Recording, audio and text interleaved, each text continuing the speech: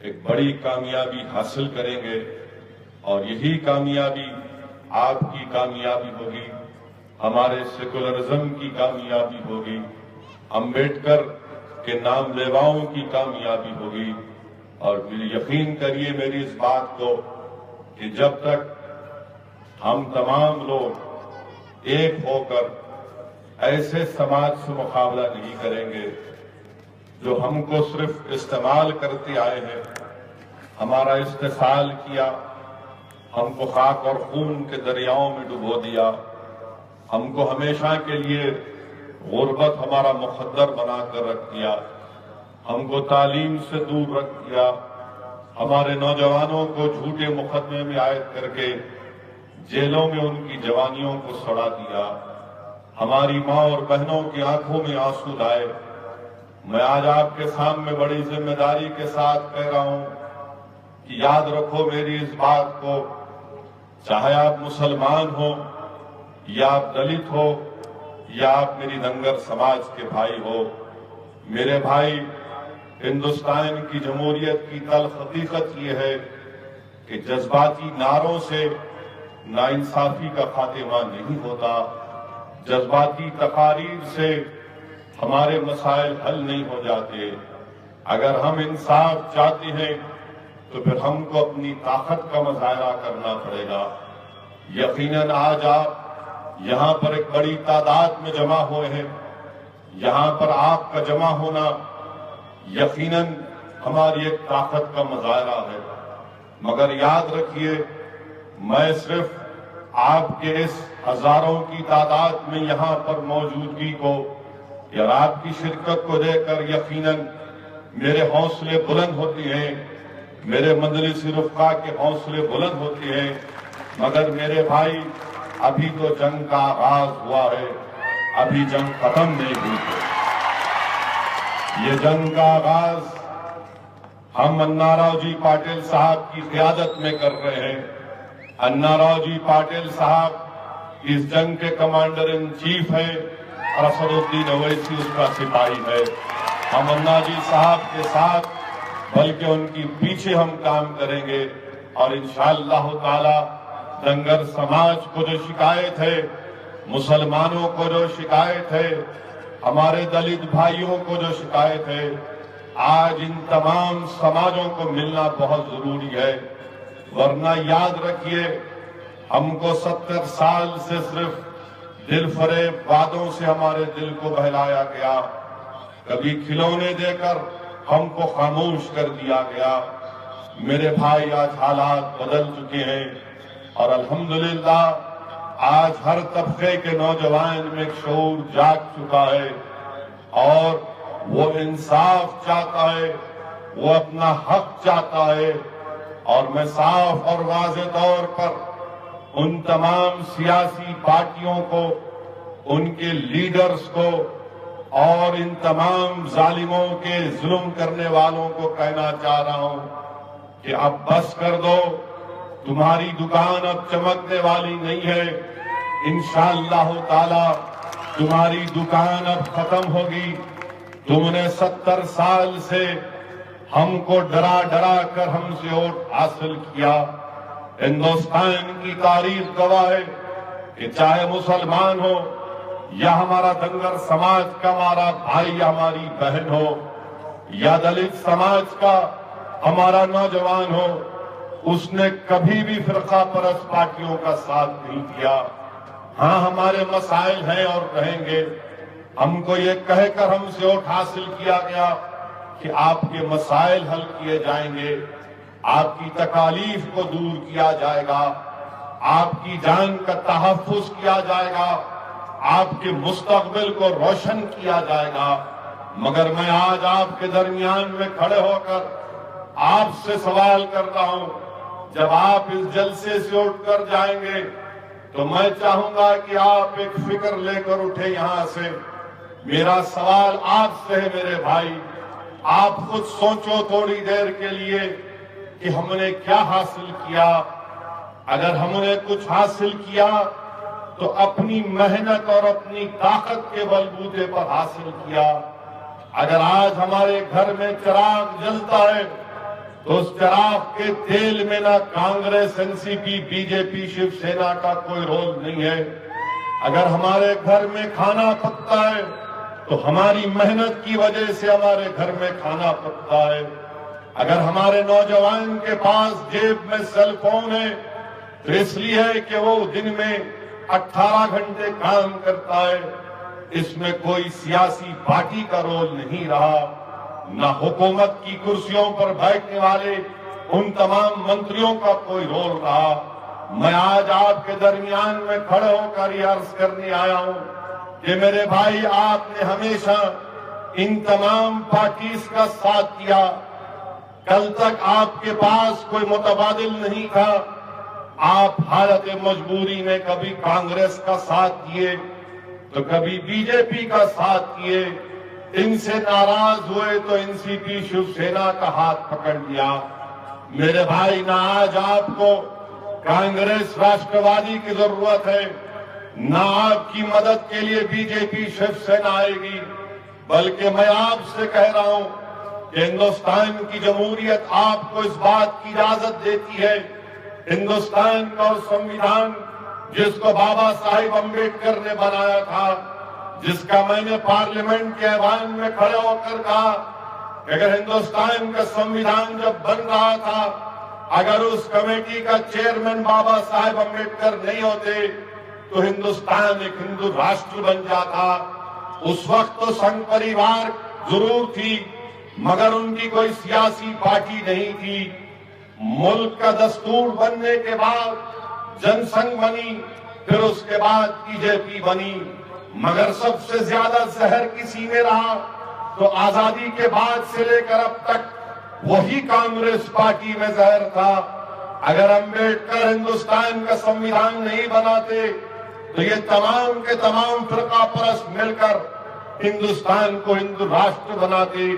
मेरे भाई, जो संविधान अम्बेडकर ने बनाया वो संविधान, मैं हमारे दंगर समाज के नौजवानों से कहना चाह रहा हूं, जो संविधान अम्बेडकर ने बनाया, सुनो मेरे दलित भाइयों, जो संविधान आज हमारे पास है मेरे गयूर मुस्लिम नौजवानों, वो संविधान हमको इस बात की गारंटी देता है कि अगर आप दंगर हो, मुसलमान हो, दलित हो, तो आपसे समाजी इंसाफ किया जाएगा, आपसे सियासी इंसाफ किया जाएगा, आपसे माशी इंसाफ किया जाएगा, आपकी जबान का तहफ्फुज होगा, आपकी तहजीब की हिफाजत होगी, आपको अपने ख्यालात की आजादी होगी, मसावात को कम किया जाएगा, तमाम को इक्वल अपॉर्चुनिटी मिलेगी। ये तमाम बातें असदुद्दीन ओवैसी अपनी जबान से, अपने दिमाग से बनाकर नहीं कह रहा है। मैं ये बात इसलिए कह रहा हूं मेरे भाई, क्योंकि मैं संविधान को पढ़ता हूं और पढ़ रहा हूं। वो संविधान जिसको अम्बेडकर ने बनाया था, जिस संविधान ने हमको इन तमाम हुकूक की तमानियत दी, वो संविधान के जो कानूनी और कॉन्स्टिट्यूशनल गोल्स हैं, दस्तूरी मकासिद हैं, उसको हासिल करना मेरी लड़ाई है। असदुद्दीन ओवैसी की या मजलिस की लड़ाई किसी मजहब के खिलाफ ना थी ना कभी रहेगी। मैं हर मजहब के मानने वालों की इज्जत करता हूं। मैं हिंदुस्तान को हिंदू राष्ट्र बनने नहीं दूंगा इंशाअल्लाह ताला, क्योंकि हिंदुस्तान एक सेकुलर मुल्क है।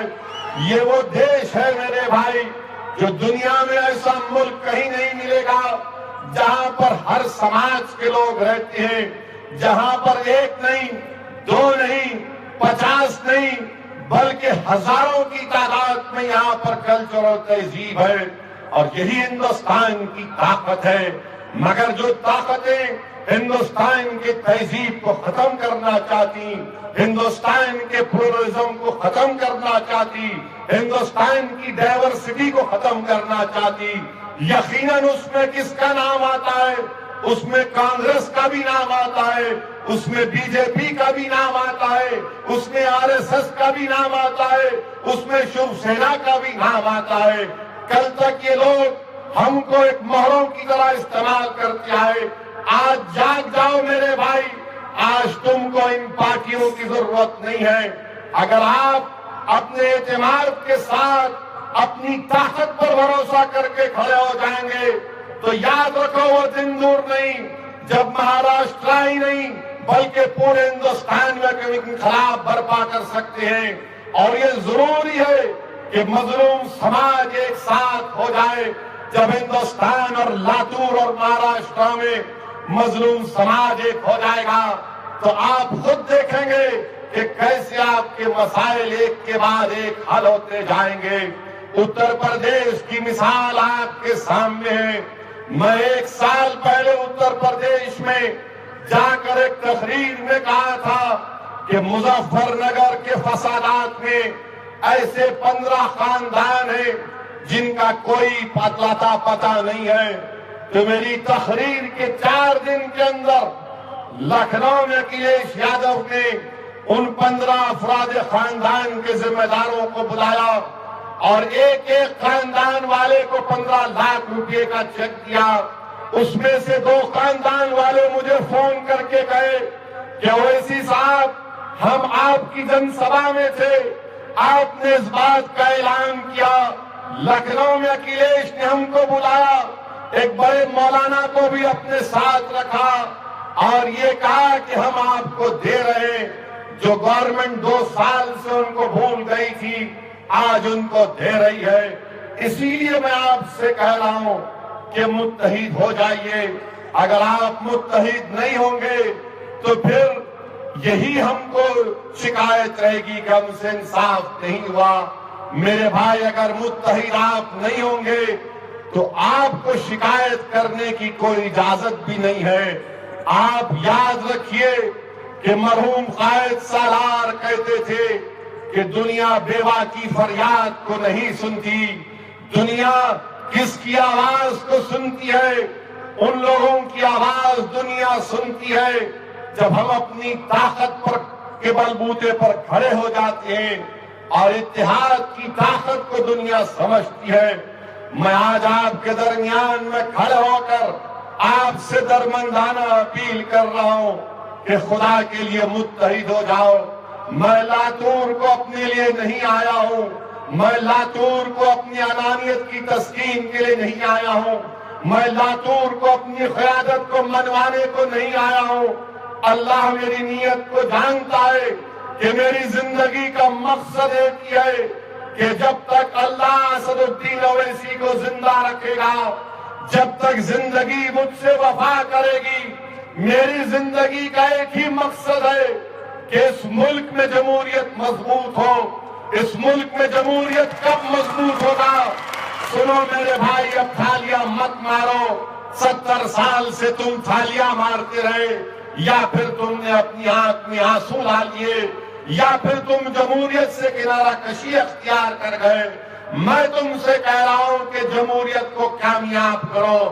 कामयाब कांग्रेस या बीजेपी शिवसेना को देकर नहीं, जमहूरियत को कामयाब करना है तो अन्नाराव जी पाटिल को तारीफ करो, इनको कामयाब करो। ये जमहूरियत की कामयाबी होगी।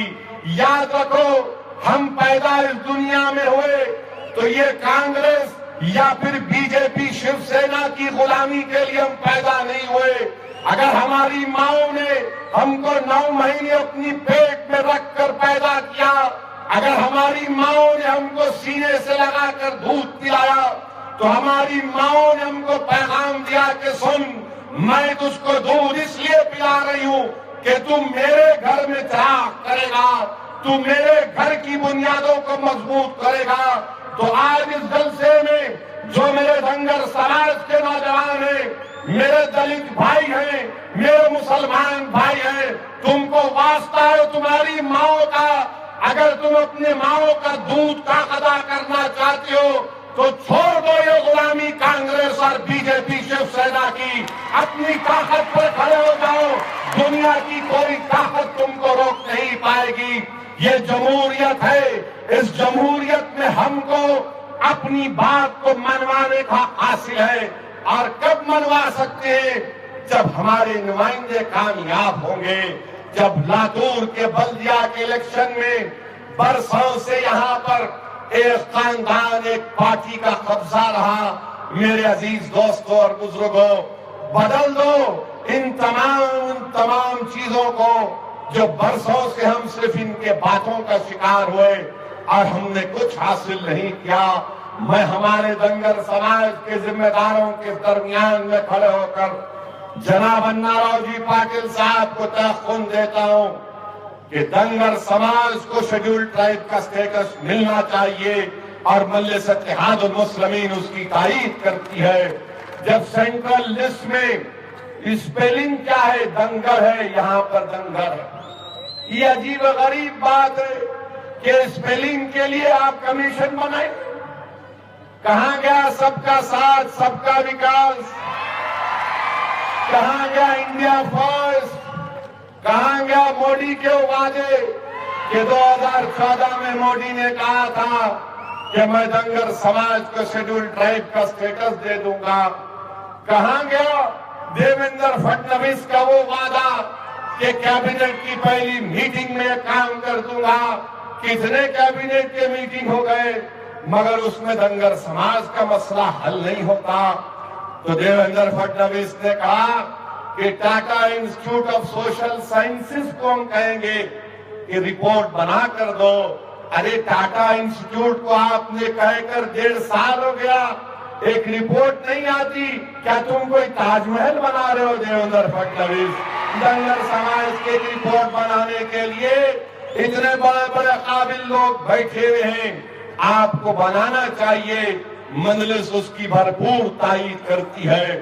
दूसरी बात मेरे भाई, अब जैसा मैं यहां पर आया, कल से आप देखेंगे अखबारात में बयानात आना शुरू हो जाएंगे, टीवी पर चमचे आना शुरू हो जाएंगे, सब आकर बोलेंगे आया था, भड़काऊ भाषण देकर गया, जज्बाती बात बोल कर गया, ये वोट काटने को आया। किसको समझो? अरे पापियों, तुम मेरा हक खा लिए 70 साल से, तुम मेरा पेट काट के अपना पेट नहीं बल्कि अपनी नस्लों का पेट भर लिए। जब तुमको फिक्र नहीं थी क्या? आज मजलिस लड़ रही है तो कांग्रेस और राष्ट्रवादी को पेट में बहुत दर्द हो रहा है। इतना दर्द हो रहा है कि हर जगह जहां जाते वहां पर हर जगह यही बोलते कि देखो ये लोग मिले हुए हैं, ये उनसे पैसा ले लिए। अरे मेरे भाई, मेरे को एक बात बताओ, मैं 1998 से 2012 तक कांग्रेस की तारीफ किया, आप मेरे को कितना पैसा दिया अवाम के सामने रख दो चलो, और जितना भी तुम मेरे को दिए मैं उसका 90% तुम्हारी पार्टी को चंदा दे दूंगा, ले लो। अरे याद रखो, तुम्हारे पास इतनी दौलत नहीं है जो मेरे जमीर को या मेरा ईमान को खरीद सके। मैं मर जाऊंगा इंशाअल्लाह ताला, मगर मैं अपने सियासी उसूलों से हटने वाला नहीं हूं। अगर मेरा जिंदा रहना तुम्हारी आंख में कांटा बन चुका है तो फिर मैं फिर से कह रहा हूं कि मैं जिंदा जब तक रहूंगा मैं जालिमों से पंजा आजमाई करता रहूंगा। मुझे मजा आता है चैलेंजेस से मुकाबला करने का, मुझे मजा आता है खाक और खून के दरियाओं से गुजरने का।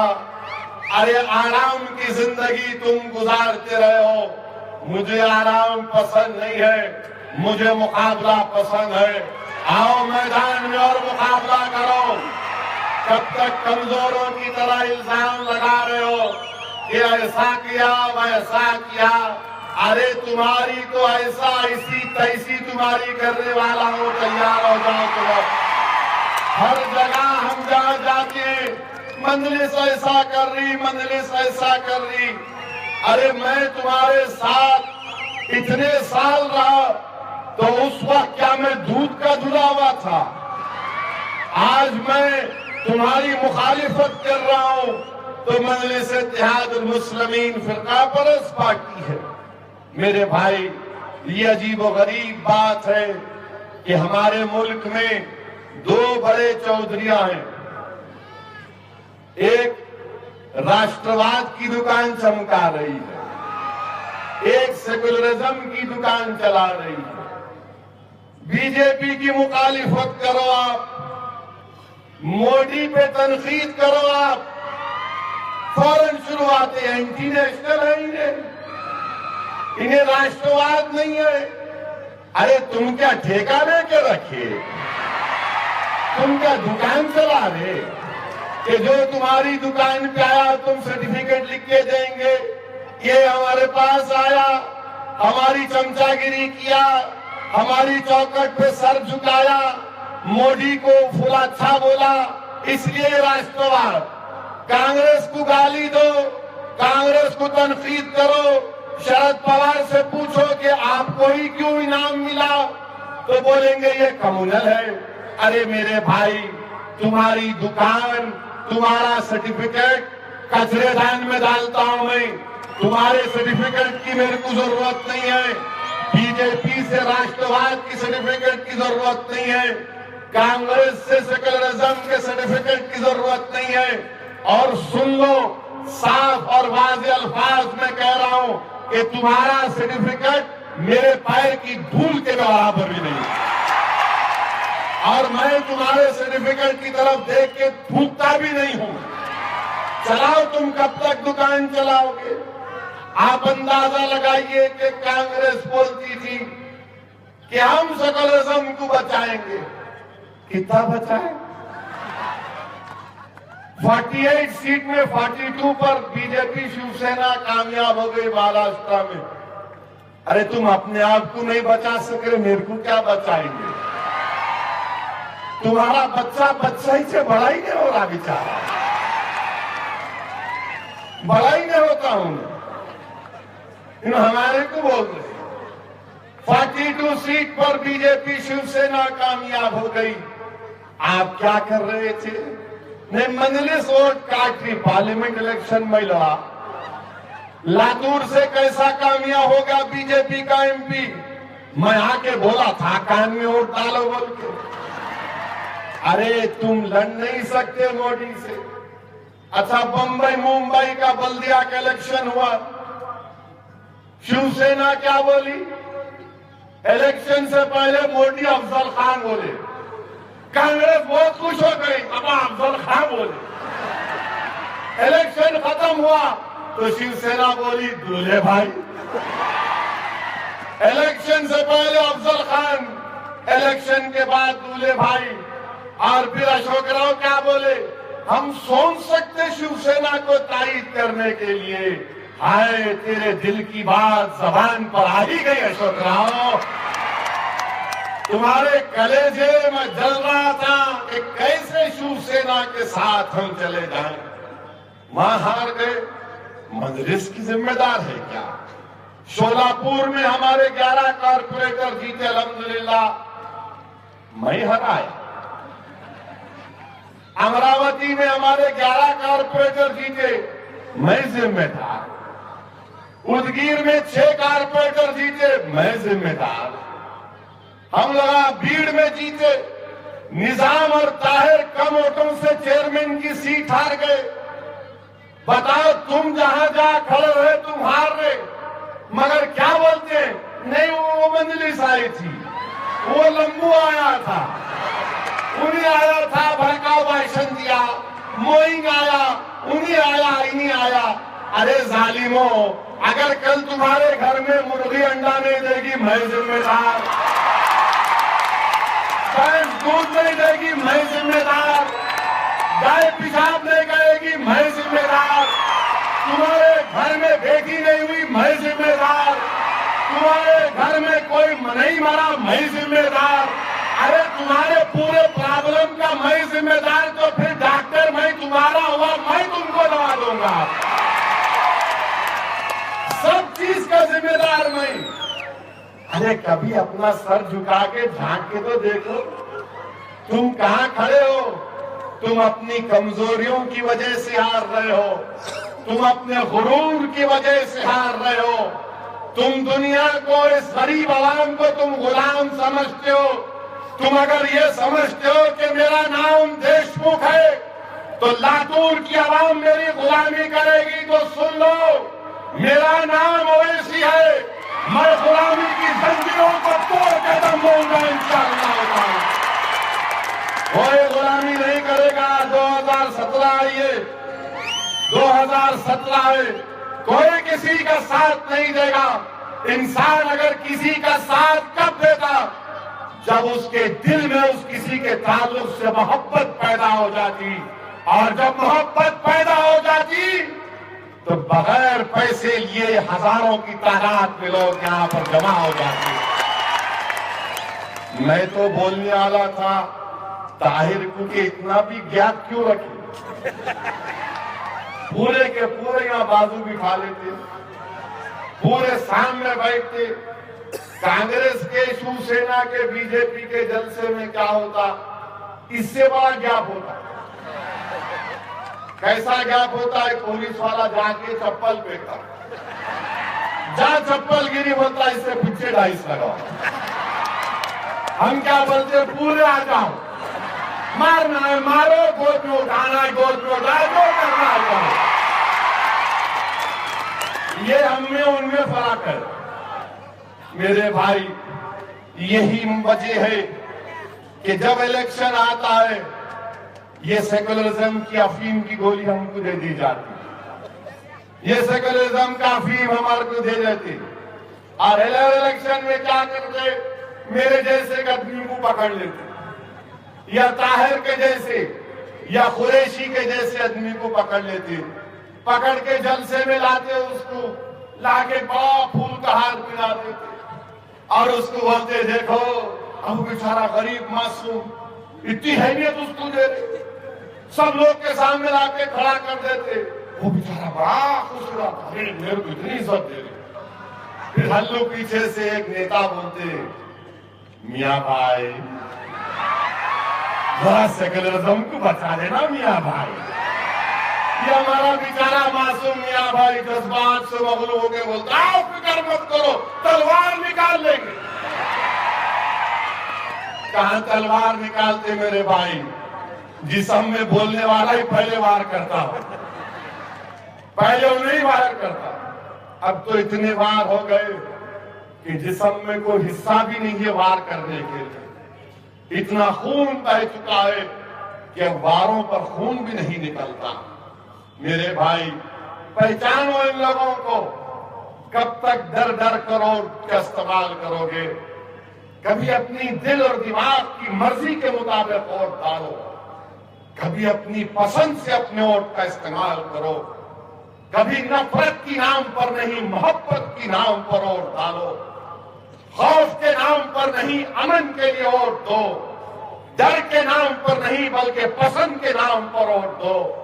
याद रखो, जब तुम पसंद, अमन और बेखौफ होकर वोट देना शुरू हो जाओगे, ये तमाम जालिमों के जुल्म का खात्मा होगा। जो समाज अपने आप को घुटन महसूस कर रहा है, चाहे वो दंगर समाज हो, दलित समाज हो, मुसलमान हो या कोई भी हो, उस घुटन को अगर खत्म करना है, अगर खुली फिजाओं में सांस लेना है, तो डर को बाजू हटाओ, खौफ को बाजू हटाओ और उम्मीद को जिंदा करो, और उम्मीद को सामने रखकर, अपनी पसंद को सामने रखकर वोट दो। अरे सेकुलरिज्म इस मुल्क का सबसे बड़ा उसूल है। कांग्रेस इस सेकुलरिज्म को बचा नहीं पाई, बल्कि अगर तारीख के औराख को आप पलट पलट कर पढ़ेंगे तो सेकुलरिज्म की धज्जियां उड़ाने वाले यही कांग्रेसी थे। सोचो आप, कल सुप्रीम कोर्ट का फैसला आया, बल्कि सुप्रीम कोर्ट ने ऑर्डर दिया कि बाबरी मस्जिद के केस में कॉन्स्पिरेसी का चार्ज आडवाणी उमा भारती के खिलाफ ड्रॉप नहीं किया जा सकता। मेरे भाई 24 साल हो गए बाबरी मस्जिद की शहादत होकर। मैं पूछना चाह रहा हूं कांग्रेस पार्टी से, इस 24 साल में कितने बार आप सत्ता में रहे, कितने बार आपके पास इख्तिदार रहा। जब बाबरी मस्जिद शहीद हुई, आपका वजीर आजम नरसिम्हा राव था। उसके बाद 10 साल मनमोहन सिंह की गवर्नमेंट थी। आपने क्या किया मुझे बताओ। आज 24 साल हो गए मेरे भाई, एक जुर्म होकर, जिस जुर्म ने हिंदुस्तान की फाउंडेशंस को हिला दिया, आज अब तक उन कातियों के खिलाफ कोर्ट का फैसला नहीं आता। मुझे गुस्सा आता है जब कांग्रेस के लोग आकर सेकुलरिज्म की बात करते हैं। अरे सेकुलरिज्म की धज्जियां तुमने उड़ाई, आज आकर अपने आप को सेकुलरिज्म का महाफिज तुम पेश करते हो। नहीं मेरे अजीज दोस्तों, ये सेकुलरिज्म नहीं है। मैं 2 महीने से उत्तर प्रदेश के हर जिले की खाक छान रहा हूं। जब गाड़ी से सफर कर रहा था तो मेरठ के हाशिमाबाद से गुजरने का मौका मिला। वो हाशिमाबाद जहां पर हिंदुस्तान, बल्कि आजाद हिंदुस्तान की तारीख में सबसे पहले पुलिस कस्टोडियल किलिंग कहीं पर हुई तो हाशिमपुरा में हुई। 40 लोगों को पीएसी की पुलिस उठाकर लेकर गई और नदी के किनारे गोली मारकर लाशों को फेंक दिया गया। अब तक हाशिमपुरे का इंसाफ नहीं हुआ। कौन पावर में था? आप थे। चीफ मिनिस्टर कांग्रेस का, एमपी मोहतरमा मोहसिना किदवाई। डीएम कौन थे? अब चीफ इलेक्शन कमिश्नर जैदी साहब जो है वो डीएम थे। वजीर आजम राजीव गांधी थे। अब तक हाशिमपुरा के लोग इंसाफ के लिए लड़ रहे हैं। आप सेकुलरिज्म की बात हमसे मत करो।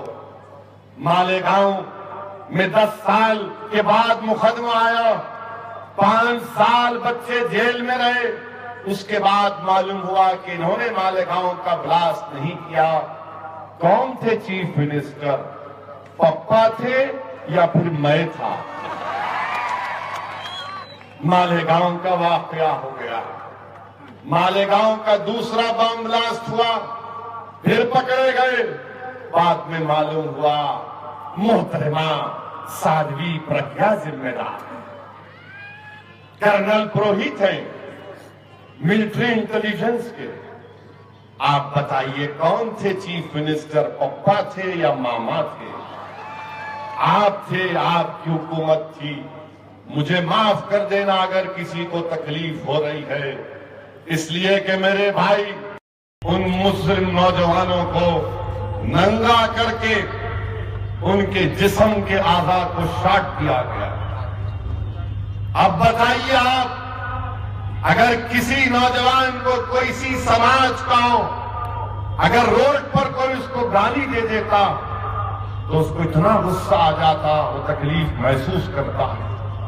अगर किसी नौजवान के कपड़े उतार कर 1 दिन नहीं, 2 दिन नहीं, कई दिन तक उनको बरहाना रखकर उनके जिस्म का इलेक्ट्रिक शॉक दिया गया, उनको मारा गया, पीटा गया कि बोलो तुमने किया। जो 5-5 साल अपनी जिंदगियां बर्बाद कर गए, उनकी तकलीफ का कौन हिसाब लेगा? कांग्रेस वालों, तुम सेकुलरिज्म की बात हमसे मत करो। तुमने सेकुलरिज्म की धज्जियां उड़ा दी। हिमायत बेग को तुमने गिरफ्तार किया और पूना के बेकरी के ब्लास्ट में उसको जिम्मेदार करार दिया। कोर्ट का फैसला क्या आता है? कोर्ट ने कहा हिमायत बेग जिम्मेदार नहीं है बेकरी के ब्लास्ट के लिए। हिमायत बेग जिम्मेदार है एक्सप्लोजिव रखने के लिए।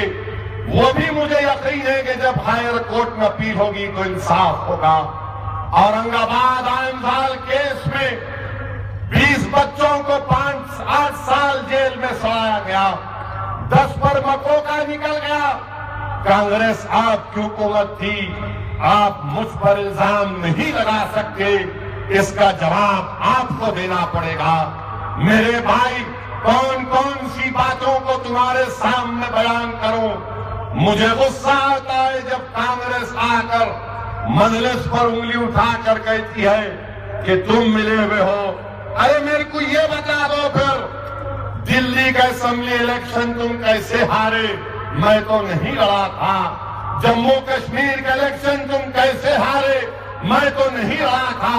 हरियाणा तुम हार गए बीजेपी को, झारखंड तुम हार गए बीजेपी को, अरे तुम आसाम हार गए बीजेपी को। अरे तुम में दम नहीं है, तुम में काबिलियत नहीं है, तुम में मोदी से किस तरह मुकाबला करना तुम नहीं जानते। तुम गुरूर और तकब्बुर में डूबे हुए हो। तुम ये समझ रहे हो कि मैं कांग्रेसी हूं, मैं पैदा हुआ क़ियादत करने के लिए। अरे याद रखो, उस सोच को बदलो। तुम पैदा नहीं हुए क़ियादत करने के लिए। तुम अगर कोई समझता है कि मैं दुनिया में पैदा हुआ प्राइम मिनिस्टर बनने के लिए, तो नहीं, हिंदुस्तान बदल चुका है। अब हिंदुस्तान तुम्हारी सोच को कबूल नहीं करेगा। हर महाज पर कांग्रेस नाकाम साबित हुई। हद तो ये हो गई मेरे भाई कि महाराष्ट्र के औकाफ के जमीनात में बड़े बड़े कब्जे हो गए। कौन जिम्मेदार है? नासिक में 2000 करोड़ की जायदाद का लिख कर दे दिया गया, वक्फ की जायदाद नहीं। दुबई का अंडरवर्ल्ड का डॉन, कोई एक आदमी का नाम है, क्या नाम है उसका? नसीम। 12 लोग, कोई नसीम है, उसको बात करके अंडरवर्ल्ड का डॉन बोल रहा।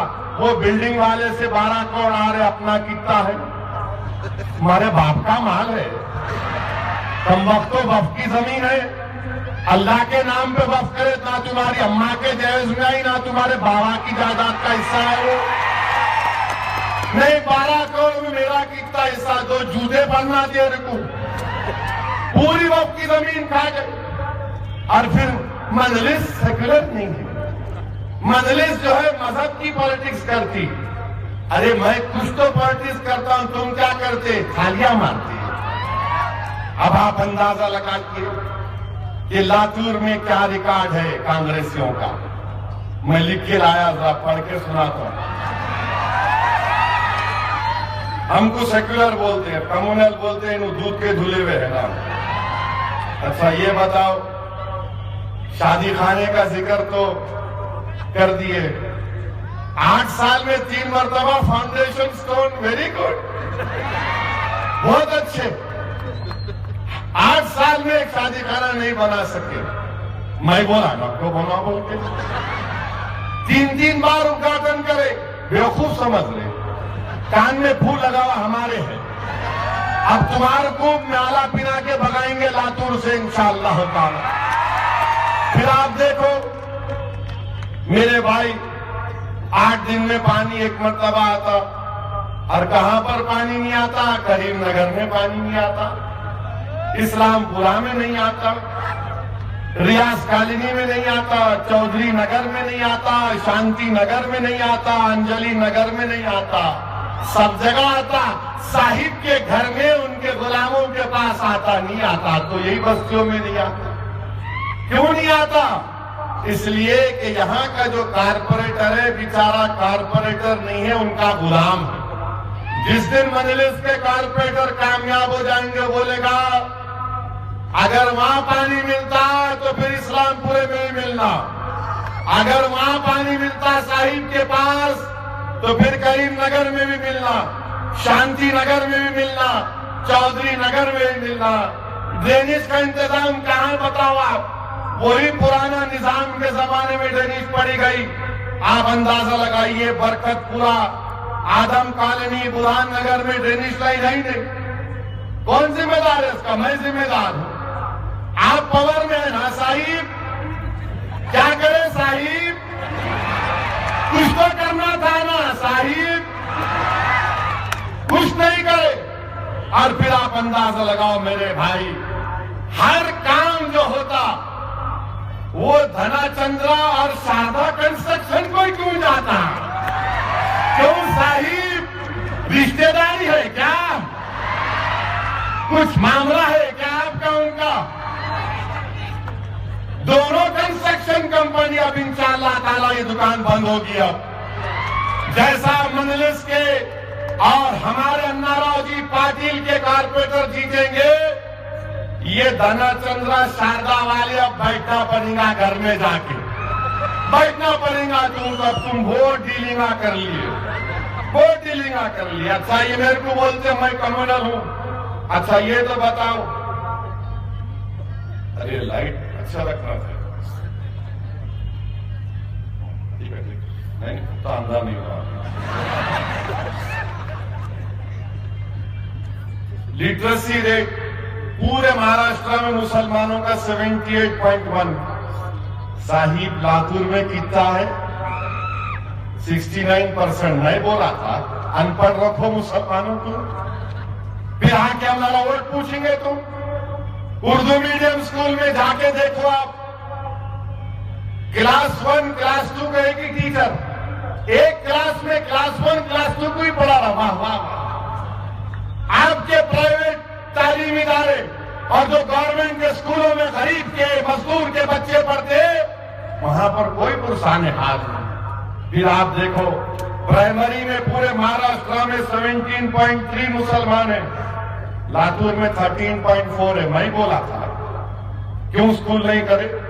सेकेंडरी स्कूल में पूरे महाराष्ट्र में मुसलमान 15.2 है, लातूर में 5.9 है। हायर सेकेंडरी में 6.3 है, महाराष्ट्र में मुसलमान 2.8 है, लातूर में। मैं बोला था आपको। अच्छा ये देख लो आप, पूरे लैट्रीन महाराष्ट्र के मुसलमानों में 35% है, लातूर में 19.4 है। मैं बोला था नको बनाओ बोल के लैट्रीन। अच्छा बाथरूम पूरे महाराष्ट्र में मुसलमानों के पास 40.9, लातूर में 19.4। क्या है साहिब ये? आपके घर में आप आराम से तख्ते ताऊस पे बैठ के वो करते, हमारे को कुछ नहीं। आप बताओ ना। उसके बाद आप देख लो पानी की सप्लाई पूरे महाराष्ट्र में हैंडपंप मुसलमानों के 19.1, लातूर में 61.1%। ये सेकुलरिज्म है इनका। और फिर आप पानी का टैप पूरे महाराष्ट्र में मुसलमानों को 70.3 मिलता, यहाँ 38.9। मैं जिम्मेदार हूं। क्या है ये मेरे भाई? बदलो इस चीज को। ये कब बदलेगा? जब आप एक होकर अपने वोट का इस्तेमाल करेंगे। अब बचे 7 मिनट। अब 7 मिनट मित्रों के नाम पे। मित्रों आए थे 2014 में, आकर बोले भाइयों बहनों, कल्पनागिरी मर्डर को मैं सॉल्व कर दिया। कहा कल्पनागिरी का मर्डर सॉल्व हुआ नाराजी पार्टी। कल्पनागिरी का मर्डर सॉल्व नहीं हुआ। मित्रों खाली बोले, वोट लेके भाग गए। कल्पनागिरी का मर्डर सॉल्व नहीं हुआ। और फिर आप देख लो कौन सा बात। अच्छा को एक जोक बनाए, लतीफा है एक, मेरे पे केस नहीं बुक करना पुलिस वाले भड़काओ भाषण का जोक है, ओनली जोक। तो एक साइंटिस्ट था, वो साइंटिस्ट था, अन्नाराव जी पाटिल के साथ साइंटिस्ट था उन्हें। तो साइंटिस्ट के घर में एक घड़ियाल रखी थी, घड़ियाल। लोग जाके बोले इतने घड़ियाल क्यों है तुम्हारे पास? तो बोले जो झूठ बोलता ना उसकी घड़ी चलती। एक कांग्रेस की घड़ी थी, राष्ट्रवादी की थी, शिवसेना की थी, बीजेपी की भी। तो जाके कांग्रेस की घड़ी को देखा, ओवैसी की घड़ी को भी देखा, सब देखा। फिर आप जैसा घड़ी चलती तो उन्हें बोलता लाइट आ रही। मैंने अगर झूठ बोले छोटा बल्ब जलता है। उन्हें देखने वाला जाके बोलता अन्नाराव जी पाटिल, ये तुम्हारे घर में सबकी घड़ी है, मोदी की घड़ी कहाँ है? अन्नाराव जी पाटिल बोले वो घड़ी से मेरा पंखा चलता, चल के देख। वो घड़ी से पंखा चलता है। तो मोदी साहब बोले जा रहे, हर जुमला बोलते, मैं ऐसा कर दिया, मैं वो कर दिया, मैं ये कर दिया। अरे अल्लाह का शुक्र है यूं ताजमहल नहीं बना, कुतुब मीनार नहीं बना, तो बोलते मैं ही बना। कल्पनागिरी का बेचारी औरत का बोले मर्डर सॉल्व करूंगा, कुछ नहीं हुआ। हर जगह हमारे वजीर आजम जाते लंबा भाषण देके आ जाते, मैं ऐसा कर दूंगा, मैं वो कर दूंगा। मेरे भाई, पहचानो इन लोगों को, ये कुछ करने वाले नहीं है। 500,000 लेने के भाग गए, नोटबंदी गरीब के परेशान करके छोड़ दिए। हिंदुस्तान के वजीर आजम किसी को खुश नहीं कर रहे, इनके पास कोई पॉलिसी और प्रोग्राम नहीं है। और बार बार ये बोलना कि मैं ऐसा करूंगा, मैं वो करूंगा, कुछ नहीं करने वाले इंशाअल्लाह ताला। हिंदुस्तान के वजीर आजम सिर्फ लंबी लंबी छोड़ देते। वहां सऊदी अरब गए, रियाद में जाके एक तोप को देखे, लंबी तोप थी, बड़ी गौर से देखते। हमारे प्राइम मिनिस्टर जहां कहीं भी गए गौर से ऐनक कैसा लगा के देखते। वो तोप को देखे, तोप को देख के बोले बहुत पुरानी है क्या? उन्होंने बोला हाँ, हमारे अब्बा दादा की। फिर बोले कितना लंबा फेंकती? उन्हें बोला खुदा की कसम अल्लाह तुमसे कम फेंकती। जो देखो लंबा लंबा, मैं ये कर देता हूँ, खर्चा माफ कर देता हूँ, मैं ये कर देता हूँ, मैं वो कर। अरे कुछ भी नहीं हो रहा भाई, कुछ तो करो आप। मगर कुछ नहीं करेंगे। हद तो ये हो गई मेरी भाई, एक मासूम 21 साल की बच्ची गुलमहर जिसका नाम है, जिसके वालिद ने अपनी जान को कुर्बान कर दिया पाकिस्तान के खिलाफ कारगिल में, उस बच्ची के खिलाफ बीजेपी और मोदी के चाहने वाले उसके खिलाफ क्या क्या बातें नहीं करते। क्या एक बच्ची को अपने जहन, अपनी सोच को सामने रखने की आजादी नहीं? हिंदुस्तान में इस तरह का माहौल हिंदुस्तान के वजीर आजम की क़ियादत में बन रहा। मेरे भाई, मैं आपसे अर्ज करने आया हूं कि डरने और घबराने की जरूरत नहीं है। ये मुल्क बहुत ताकतवर है, ये मुल्क बहुत ताकतवर रहेगा। इस मुल्क में हजारों ओवैसी और मोदी आएंगे, इंशाअल्लाह कुछ नहीं होने वाला है। अब हिंदुस्तान के वजीर आजम ट्रिपल तलाक की बात कर रहे हैं। ट्रिपल तलाक, मोदी साहब खुदा के लिए हमारे पीछे मत पड़ो आप। अगर आप हमारे पीछे पड़ेंगे, हम आपके पीछे पड़ेंगे। अगर आप बोलेंगे मेरी बीवी कहाँ है, मैं बोलूंगा आपकी कहाँ। मत करो आप, ये अच्छा नहीं है। पर्सनल मत कर लो इसको आप। ट्रिपल तलाक का मामला हमारा मामला है। फिक़े हनफिया के बारे में क्या मालूम आपको? फतावे आलमगीरिया में क्या लिखा है आपको क्या मालूम? फिक़्ह की किताब हिदाया में क्या लिखा है आपको क्या मालूम? मगर सिर्फ मुस्लिम औरतों की बात अगर आप करते हैं तो एहसान जाफरी की बेवा से भी इंसाफ कर लो, नजीब की मां से भी इंसाफ कर लो, सबसे इंसाफ करके बताओ। मगर वहां पर कुछ नहीं कर पाते। मेरे अजीज दोस्तों और बुजुर्गों, दुआ करो कि अल्लाह मजलिस को उत्तर प्रदेश में भी कामयाबी से हमकिनार कर दे। दुआ कर दो मेरे भाई के लातूर में हम एक नई तारीख को रकम कर सके। डरने की जरूरत नहीं है। 51 जिला परिषद की सीट पर कांग्रेस कैंडिडेट खड़ा की, एक मुसलमान को नहीं दिए। 370 पर मोदी टिकट दिए उत्तर प्रदेश में, एक मुसलमान को नहीं दिए। तो कोई फर्क नहीं है इन दोनों में।